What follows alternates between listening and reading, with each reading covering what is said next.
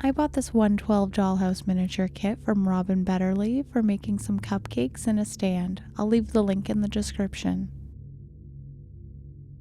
I'm starting with the cake stand, which I think is a really fun component of this kit.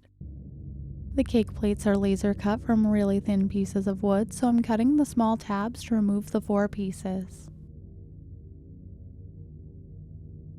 I'm using this laser engraved oval as a guide for attaching the smaller oval to create the base.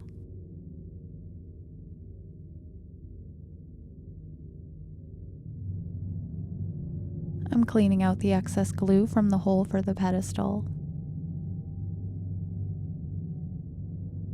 The 2 larger ovals make up the top plate with the hole facing downward so I can add the pedestal.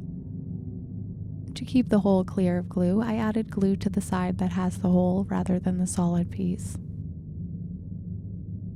The pedestal portion of this cake plate is made of a thicker piece of wood and then 2 really thin laser cut pieces. The thin pieces are smaller than the main structure, so I'm adding them on either side to add dimension. Then I add some glue and attach the pedestal to the base and the cake plate. I'll leave this to dry while I work on the cupcakes. I really love the details the laser cutter managed to get in these tiny cake toppers. Since this wood is so thin and the detail on these toppers is so small, I'm coloring them in with a marker. Acrylic paint is really thick, and I think it would add some unwanted texture and possibly obscure some of the details. This kit makes 6 cupcakes, so I'm coloring all of the toppers, front and back.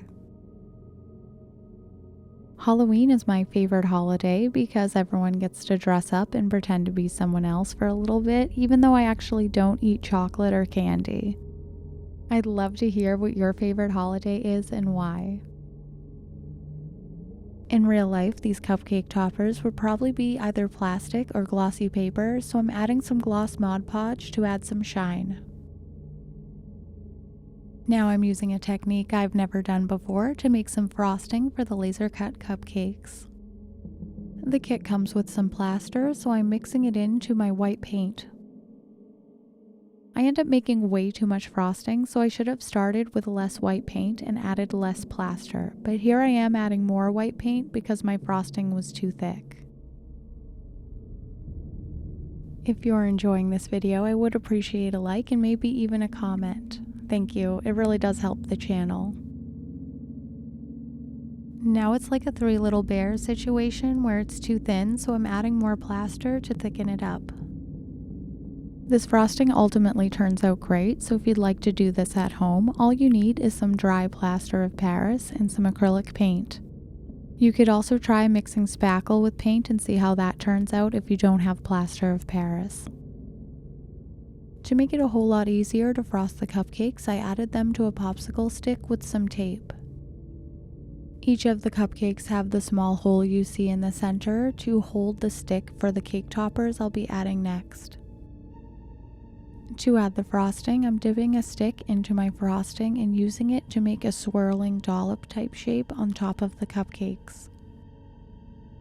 When adding my frosting, I kept going in circular motions to kind of make it look like it had been spooned and swirled on top of the cupcakes, but you can definitely experiment with different techniques.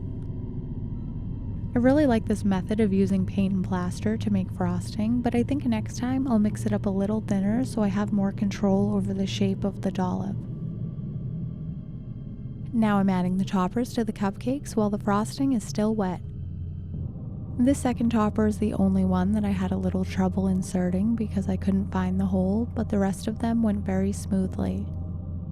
The kit instructions say if you can't find the hole to just trim off a little of the stick and use the frosting alone to support the topper. There's one more step for completing these adorable cupcakes, but for now I'm decorating some bowls. These 2 cute plastic bowls are included in the kit because the cake stand can only fit 4 cupcakes. After cutting off a small plastic tab with my X-Acto knife, I'm using a permanent marker to lightly touch the edges where there's a small relief pattern. I'm doing this softly enough to emphasize the raised pattern without accidentally drawing on the bowl.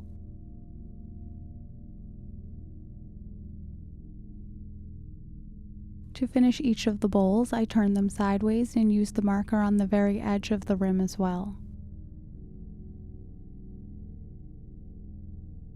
The frosting on my cupcakes has dried, so I'm using some of this orange paper that's included in the kit to make cupcake liners. I want to make it so they're big enough to cover the sides, but not so big that they're obscuring the frosting and the decoration.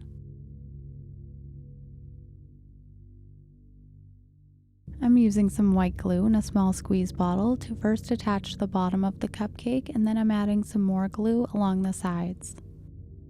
I'm pressing the paper into the laser cut details along the side so it has that ribbed look of a cupcake liner. I added liners to all the cupcakes and even had some leftover paper. Now my cupcake stand is dry and it's time to finish it off, but rather than painting it black like the kit shows, I decided to make it so I can use it for other things other than Halloween treats. To add some detail to the rim of the cake plate, I'm adding some glue and some lace trim. I really love the scallop design on this trim, but the lace itself is too big. Since the lace is too tall, I'm attaching the portions I'd like, and then when the glue is dry, I'll cut the excess that's sticking up over the top of the plate off later. If you'd like to add a similar embellishment but you don't have any lace trim, you do have other options. You could attach some beads, ribbon, or even make your own design on paper and cut it out. You're only limited by your imagination. With the glue dried and the excess trim cut off, I really love how this is looking. I'm painting my cake stand with a combination of brown paint and matte Mod Podge mixed together. This mixture of paint and Mod Podge will add some color and help protect and stiffen up the lace trim. If you don't have Mod Podge, white glue works just as well. While painting the top, I noticed some of the lace trim still sticking up over the edge of the cake plate, so I'm just trimming that before I finish it.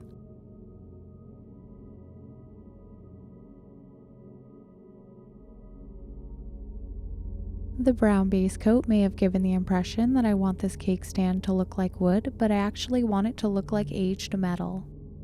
I'm using a really small amount of paint on my brush and a dry brushing technique to add just a hint of bronze color.